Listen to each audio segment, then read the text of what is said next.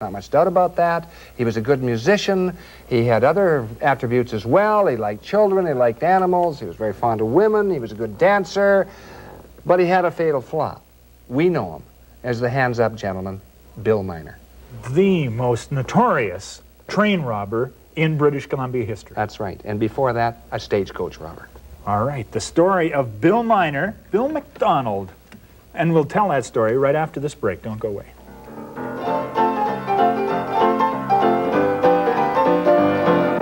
Welcome back to Gold Trails and Ghost Towns. Today talking about Bill McDonald. We know him better as Bill Miner. Yep. But I wonder how a young man in the middle 1800s can be well-educated, well-mannered, and end up a bank robber. How does this connect? Quirk of fate. Civil War, I think, Mike. And I'll tell you why. He was born in 1847. Father's a landowner, quite a wealthy man, gives him the good education, all the good background. But the Civil War looms up in the early 1860s. He is almost draftable age. His father, we think, sends him west, so he won't be drafted because it was a great slaughter in the United States. So by 1863, Bill Miner is in the West, and he has tried his hand at being a cowboy. He's tried his hand at being a prospector, and finally he graduates to become an express rider. At 16 years of age? At 16 years of age. Okay. And you know, he's a good express rider. He knows the West, he knows how to ride, he's a natural, but he makes a discovery. What he is carrying is thousands and thousands of dollars in gold or bar or bullion in the express bags, and he's making $1 a day.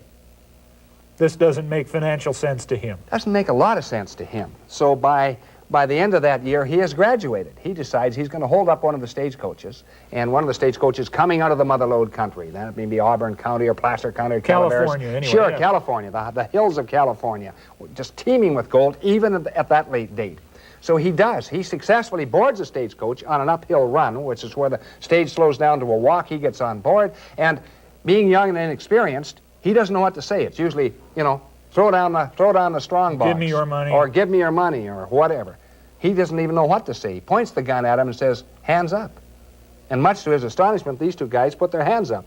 And he's credited with the phrase that is now synonymous with Bill Miner and holding up stages across the West. For sure. Hands up. Yeah, he becomes the hands-up bandit or the hands-up gentleman because that was accompanied with courtly manners.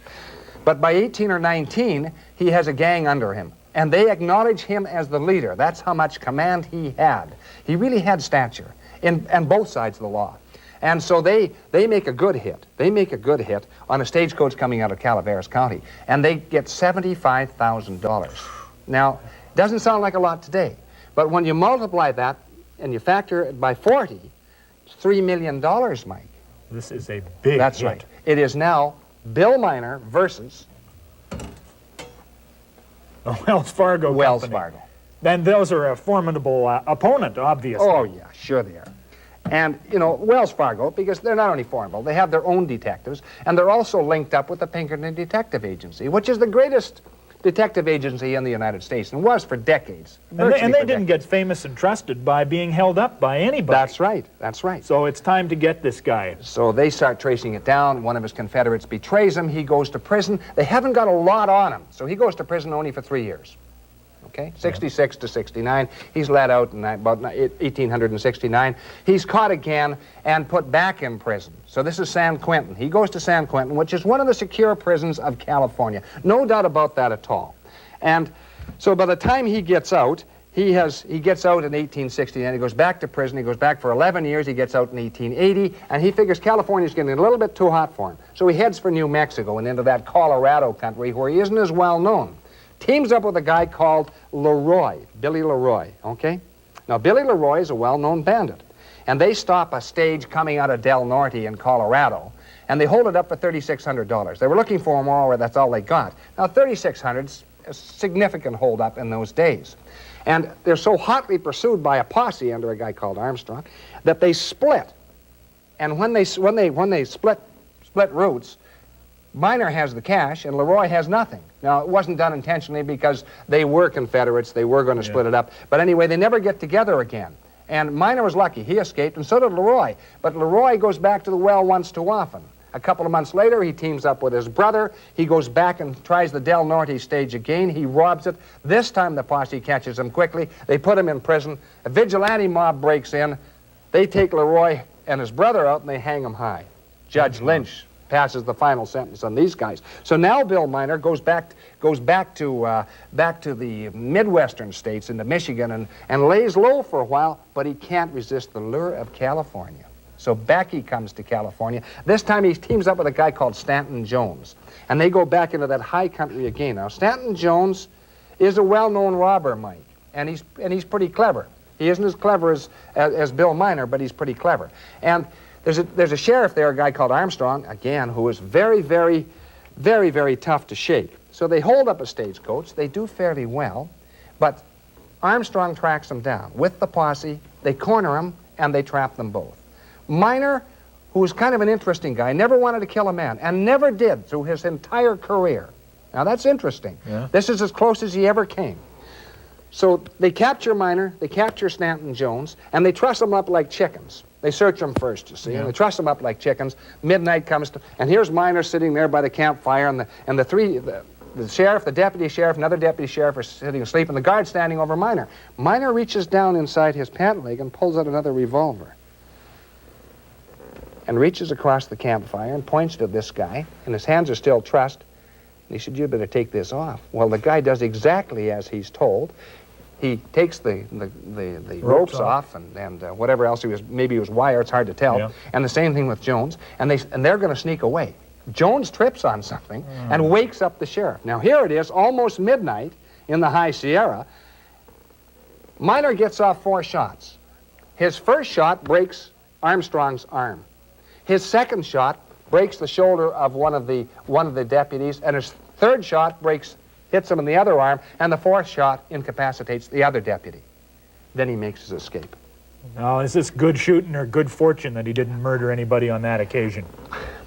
In all the years where there was any gunplay involved, he never shot to kill. Now, that's very interesting, you know. This guy had some interesting attributes. I mean, he was a bandit, he was a thief, but, you know, he had other things. He wasn't a killer. That's right, and he wasn't a bigot even. You know, I mean, even in those days, he wasn't a bigot. He didn't mind the Chinese, didn't mind the blacks and so on. But he figures by now, it's getting a little too hot for him. I would say. Okay.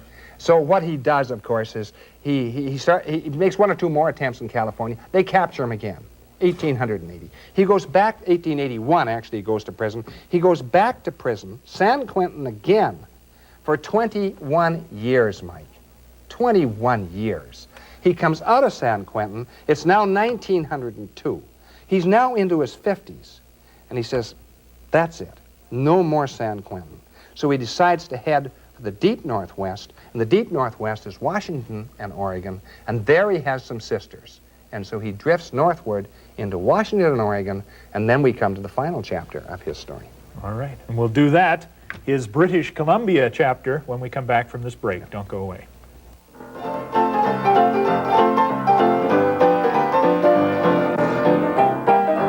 Welcome back to Gold Trails and Ghost Towns. We're talking about Bill Miner today, only now that he's moved into British Columbia, or into Whatcom County in northern Washington State, he goes by another name entirely. Yeah, he goes by a name of Morgan in Washington State, and Bill Morgan.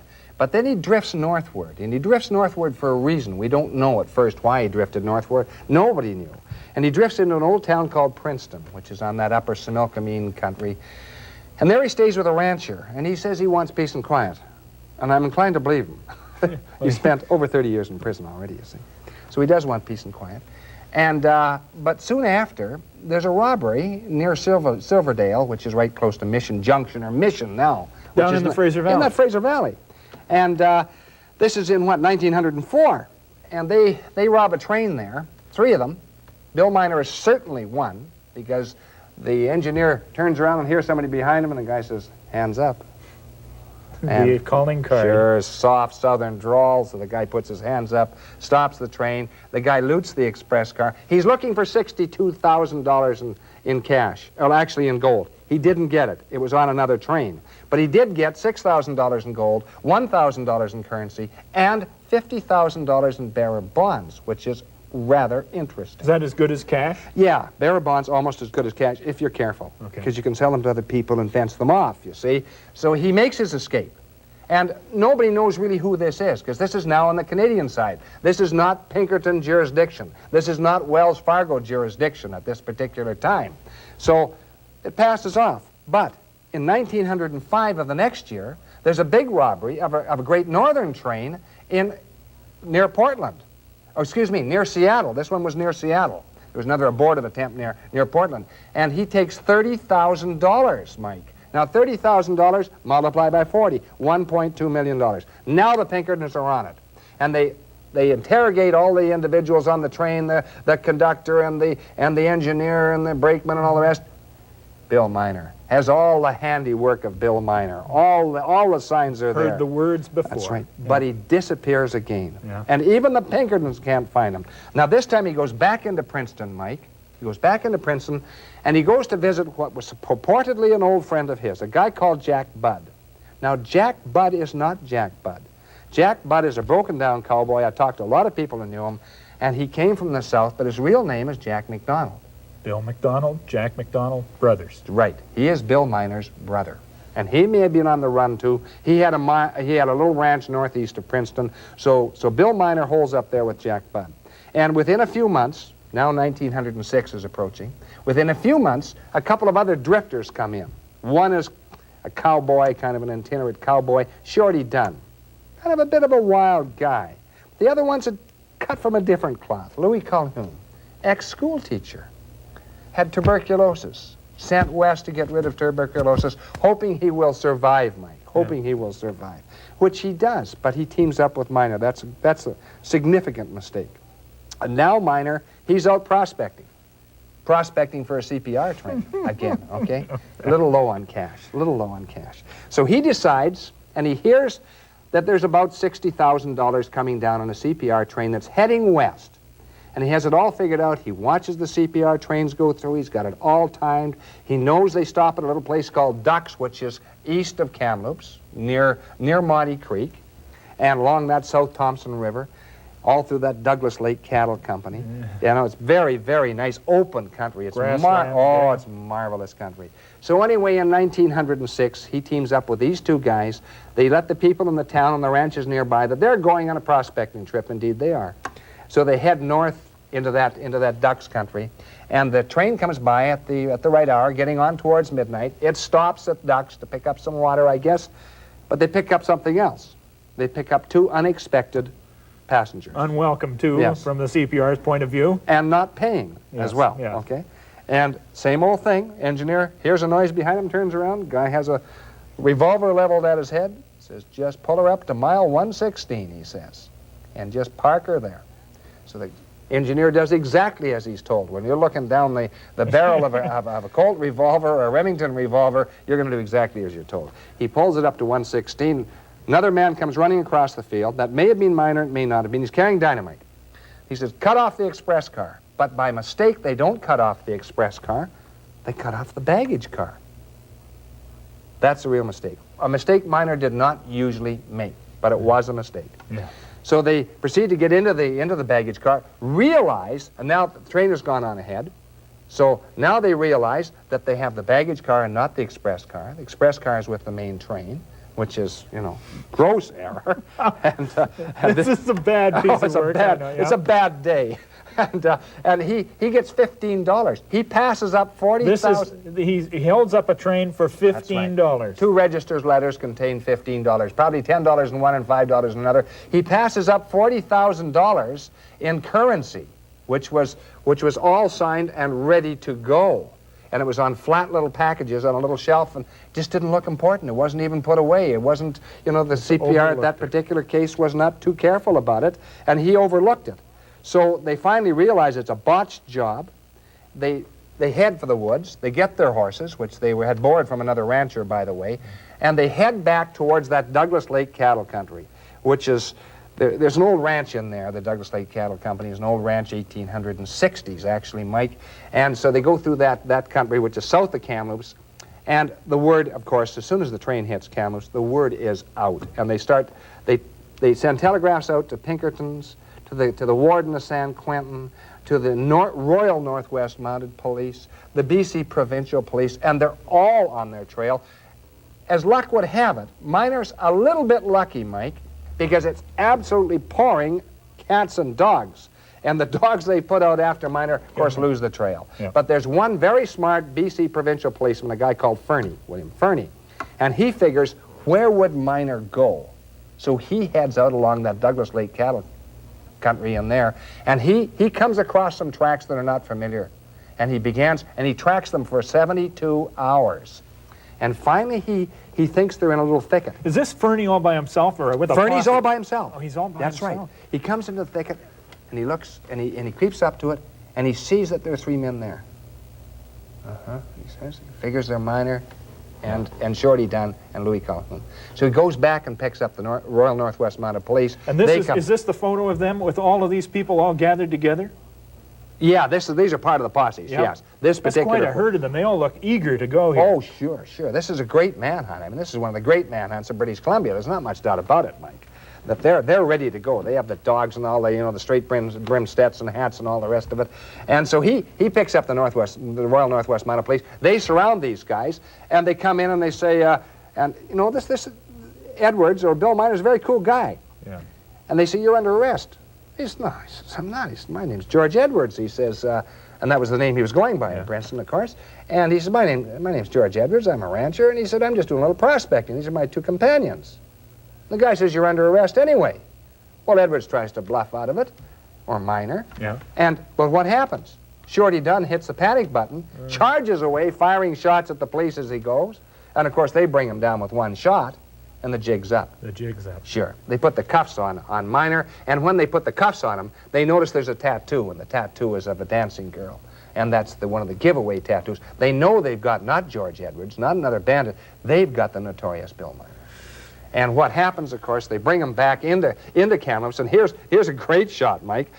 What a parade. Yeah, well, of the parade, and they're stopping to have their picture taken, their photograph taken. And here's the wagon covered with blankets and so on, because it's pouring down, just pouring down rain. And there's Miner, and there's Calhoun, and there's Shorty Dunn in the wagon. And they eventually go right on to Kamloops itself, and then the great trial takes place. Okay. And the great trial is very interesting, because when they come down, it's almost a celebration when they come down the main street of Old Kamloops. And Old Kamloops, in the turn of the century, looks something like this. Now, we haven't got a shot of that, but this is what the town looks like. But there are 1,000 people out there. They've all come strictly for the show. They Sure. want to see Marcus and Telegraph has said these guys are captured, and they want to see it. And so they go into the courtroom, and of course, the courtroom is absolutely jammed with people. There are probably 150 people, with the presiding judge. But they make a mistake. They impanel a jury, Mike. And the jury is kind of interesting, because the head of the jury is a guy called Morrill. And Morrill is a Kamloops guy. He's a rancher, and he has a resemblance to Bill Miner. And he had expressed the belief that no poor man should ever go to jail. No poor man should ever go to jail. So anyway, the judge comes down, and they've got him cold. They had people who recognized him on the train, and of course Shorty Dunn trying to escape, and the tattoo and all the rest of them. They got him cold. Jury comes back, hung jury. And they say, I can't believe it. 7 wanted to convict and 5 didn't, and they're immovable. And they asked one of the reporters asked one of these jurymen. He said, well, why didn't you convict him? Oh, he says, that's easy. He says the CPR holds us up every day. Bill Miner only holds them up once or 2 years. He shouldn't be jailed for that. Right? This obviously was a court case that needed to be retried. Oh, sure. And it was. Sure. They impanel another jury, and the other jury they picked very carefully. They come down with a guilty verdict in just a few minutes. So Bill Miner is given life imprisonment in the British Columbia Penitentiary. Very tough to get out, as are the other 2. Louis Calhoun and Shorty Dunn. And so they go to the BC pen, but inside of a year, Bill Miner has managed to convince the daughter of the warden that he's going straight. So they give him a break, and they let him work outside in the brickyard, and of course he managed to dig a little hole under that fence, and in just a few minutes, one nice sunny day, he's through that hole like a rabbit with 3 others. Now they capture the other 3, they don't capture Bill Miner. He disappears. He probably goes up into that Similkameen country, down across the line in the South Similkameen, and he goes right back to Georgia. And you know what happened, Mike?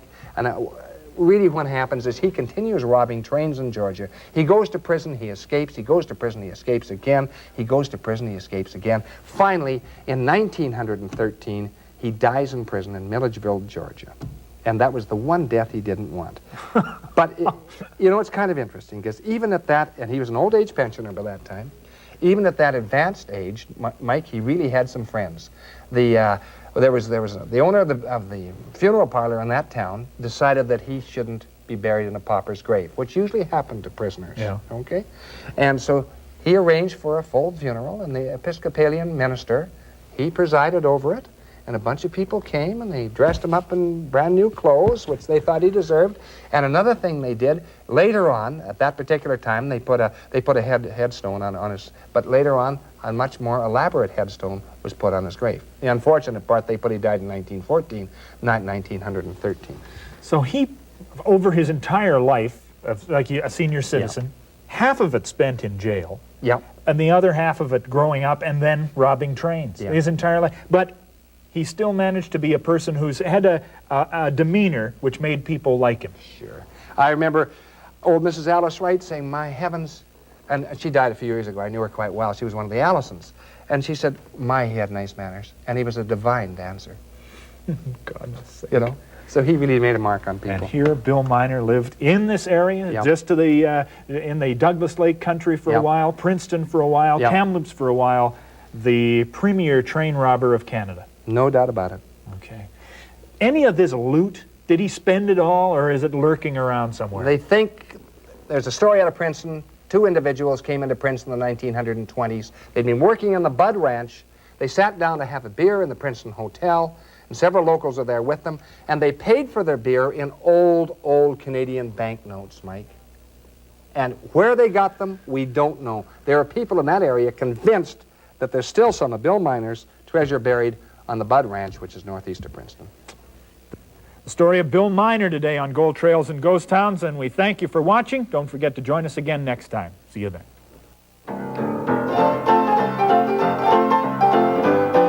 But for most of us, that is just not practical. Thank you. I'll take over now.